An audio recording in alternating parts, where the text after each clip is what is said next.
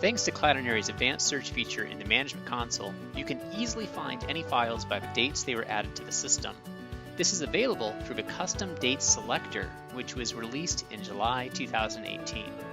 To access this feature, log on to your Cloudinary Management Console. Next, select your media library. Once in the media library, select the Advanced Search icon in the search bar. If you do not see this icon, please send us a request to turn the feature on for your account. At this point, you should see a section labeled Time on the right side of the Advanced Search panel. From here, you can select Custom Range from a second drop-down field. Choosing the Custom Range option will now allow you to select a start date and an end date from their respective fields. Doing so will then display the associated content in the date range based on the criteria in the first drop-down field.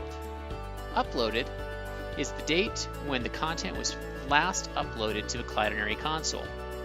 Created is the date when the content was first uploaded to the Cloudinary console. And taken is the date when the content was created based on the content's associated EXIF data.